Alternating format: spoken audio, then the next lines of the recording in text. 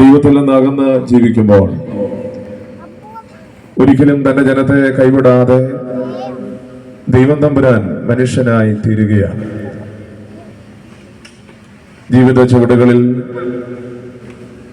വന്നു ഭവിക്കുന്നതായ പാപത്തിന്റെ അനുഭവങ്ങളെ ഇല്ലാതെയാക്കി ജീവന്റെ അനുഭവത്തെ സമ്മാനിക്കുവാൻ നമ്മിൽ ഒരുവനെ പോലെ ഈ ഭൂമിയിൽ ക്രിസ്തു ജനിച്ചതായിട്ടുള്ള നാൾ.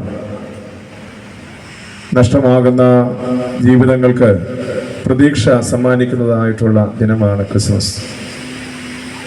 കൽക്കട്ടയിലെ മദർ തെരേസയുടെ കോൺവെന്റിൽ പ്രാർത്ഥനകൾ സന്ധ്യാസമയത്ത് നടന്നുകൊണ്ടിരിക്കുകയാണ്.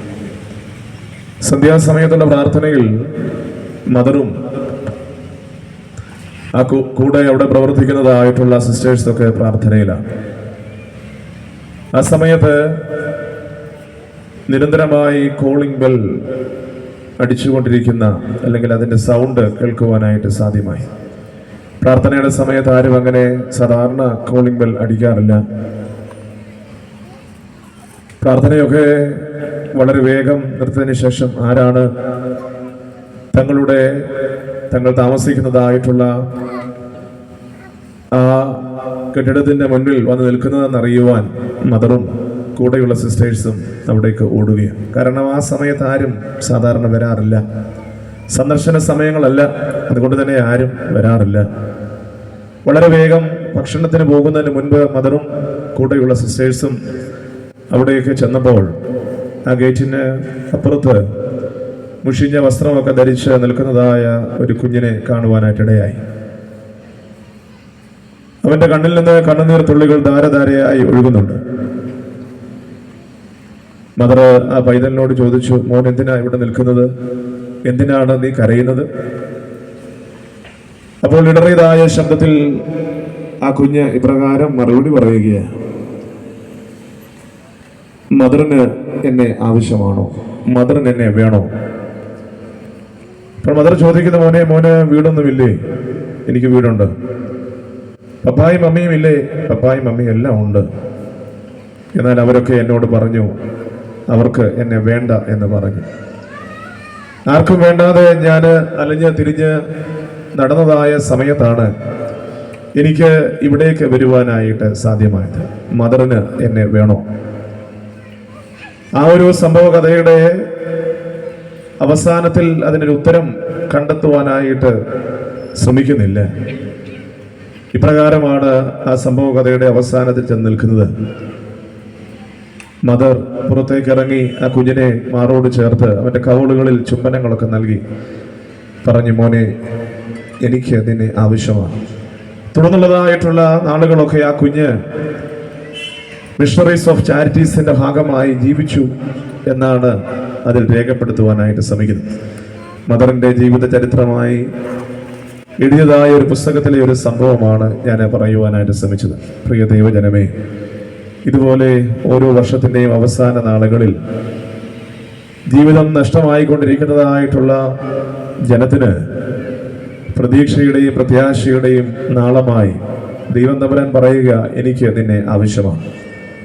നഷ്ടമാകുന്നതായിട്ടുള്ള ജനത്തിന് വീണ്ടെടുപ്പിന്റെയും രക്ഷയുടെയും സന്തോഷത്തെ നൽകുന്നതായിട്ടുള്ള നാളുകളാണ് ക്രിസ്മസ് എന്ന് മനസ്സിലാക്കാൻ സാധിക്കും. ശാന്തമായി ഇവിടെ ഇരുന്ന് ചിന്തിച്ചു നോക്കിക്കേ.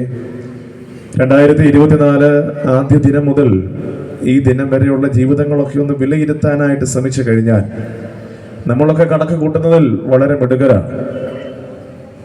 എന്നാൽ ആവശ്യമായ മേഖലയിൽ കണക്ക് കൂട്ടലുകൾ നമ്മൾ നടത്താറില്ല എന്നുള്ളതാണ് നമ്മുടെ ജീവിതത്തിന്റെ ഏറ്റവും വലിയ പരാജയം. എല്ലാ മേഖലകളെയും ഏറ്റവും 1ഉം 2ഉം പ്രാവശ്യം വളരെ വേഗത്തിൽ കണക്കുകളൊക്കെ തെറ്റാതെ കൂട്ടുവാൻ കഴിയുന്നവരാണ് നാം എല്ലാവരും. ദൈവവുമായിട്ടുള്ള നമ്മുടെ ബന്ധത്തെ ദൈവസന്നിധിയിൽ എനിക്ക് എപ്രകാരമായിരിക്കുവാനായിട്ട് സാധിച്ചു എന്നുള്ള കണക്ക് കൂട്ടലുകൾ ആരും നമ്മൾ നടത്താറില്ല. അത് നടത്തിയാൽ പ്രിയമുള്ളവരെ ചില വേദനകൾ ജീവിതത്തിന് സമ്മാനിക്കുമെന്ന് വ്യക്തമായിട്ട് അറിയാം. അതുകൊണ്ട് ആ ഒരു മേഖലയിലേക്ക് ഞാനും നിങ്ങളും ആരും പ്രവേശിക്കത്തില്ല. ജീവിതത്തിന് സന്തോഷം നൽകുന്നതായിട്ടുള്ള ചില ചെയ്തികളുമായി, അങ്ങനെയുള്ള ചില സ്വപ്നങ്ങളുമായി നിത്യേന സഞ്ചരിക്കുന്ന വ്യക്തികളായി നാം ഓരോരുത്തരും തീരുമ്പോൾ ദൈവത്തിന്റെ വചനം നമ്മെ ഓർമ്മിപ്പിക്കുകയാണ്, നാം ഇന്നും നഷ്ടമാകലിന്റെ വക്കിലാണ്. അവിടെ നിന്ന് തിരികെ ഒരു ജീവിതത്തിലേക്കൊരു മടക്ക യാത്ര നമുക്ക് എല്ലാവർക്കും അനിവാര്യമാണ്. അതുകൊണ്ടാണ് ഈ ക്രിസ്മസ് നമ്മളോട് പറയുകയാണ്, ആ ഒരു നഷ്ടമാകുന്ന തീരത്ത് നിന്ന് നിത്യമായ സന്തോഷം നൽകുന്നതായിട്ടുള്ള മേഖലകളിലേക്ക് ചില ചുവടുകൾ വയ്ക്കുവാൻ ക്രിസ്മസ് നമ്മെ ആഹ്വാനം ചെയ്യുകയാണ്. നമ്മളെല്ലാവരും കൂടി ഒരുങ്ങി വന്നിരിക്കുന്നത് കാലിത്തൊഴുത്തിൽ പിറന്നതായിട്ടുള്ള കർത്താവിൻ്റെ ജനനം നമ്മുടെ ജീവിതത്തിൻ്റെ ഭാഗമാക്കുവാൻ വേണ്ടിയാണ്.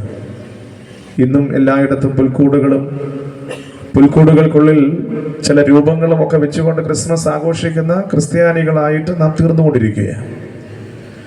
ക്രിസ്തു ഒരിക്കൽ കാലിത്തൊഴുത്തിൽ ജനിച്ചു, ഇനിയും അവൻ കാലിത്തൊഴുത്തിൽ ജനിക്കുകയില്ല.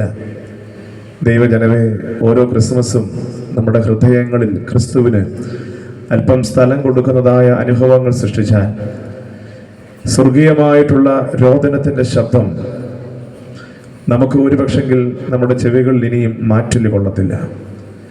നഷ്ടമായിക്കൊണ്ടിരിക്കുന്ന ജീവിത ചുവടുകൾ മുന്നോട്ട് വയ്ക്കുമ്പോൾ കർത്താവ് നമ്മെ നോക്കി പറയാം, കുഞ്ഞെ, എനിക്ക് നിന്നെ വേണം. നിന്നെ നേടുവാനായിട്ടാണ് ഞാൻ ഈ ഭൂമിയിലേക്ക് കടന്നു വന്നത്. ജീവിതത്തെ ദൈവസന്നിധിയിൽ സമർപ്പിക്കുമ്പോൾ കർത്താവ് എത്രമാത്രം നമ്മെ കണ്ടുകൊണ്ട്, നമ്മുടെ ജീവിതത്തെ കണ്ടുകൊണ്ട് സന്തോഷിക്കും. അതുകൊണ്ട് ഈ ഒരു ക്രിസ്മസ് നമ്മുടെ ജീവിതത്തിൽ ദൈവീകത ഉണർത്തുന്നതായ അനുഭവങ്ങളെ സമ്മാനിക്കണം. പുതിയൊരു വർഷത്തിലേക്ക് പ്രവേശിക്കുമ്പോൾ ആ സമർപ്പണത്തോടു കൂടെ പ്രവേശിക്കുവാനായിട്ടും സാധ്യമായി തീരണം. അതുകൊണ്ട് നമ്മുടെ ഈ കൂടിവരവുകളൊക്കെ അതിന് സാധ്യമായി തീരട്ടെ. നമ്മെ കണ്ടെത്തുവാനും നഷ്ടമായ പാതയിൽ നിന്ന് നമ്മെ നേടുവാനായിട്ട് ഈ ഭൂമിയിൽ വന്നവന്റെ പാതയിലേക്കുള്ള ചുവടുവെപ്പുകൾ ഈ ക്രിസ്മസ് കരോൾ സർവീസിലൂടെ സാധ്യമായി തീരട്ടെ എന്ന് പ്രാർത്ഥിക്കുക. എല്ലാവരും ഇവിടെ കടന്നു വന്നതിലുള്ള സന്തോഷം, സ്നേഹം അറിയിക്കുന്നു. എല്ലാവർക്കും അനുഗ്രഹീതമായ ക്രിസ്മസും ഏറ്റവും നന്മകൾ നിറഞ്ഞതായ പുതിയ വർഷവും വലിയവനായ ദൈവം തമ്പുരാൻ ദാനമായിട്ട് നൽകട്ടെ എന്ന് പ്രാർത്ഥിക്കുന്നു, ആശംസിക്കുന്നു. ദൈവം തമ്പുരാൻ നമ്മെ എല്ലാവരെയും അനുഗ്രഹിക്കട്ടെ. Thank you.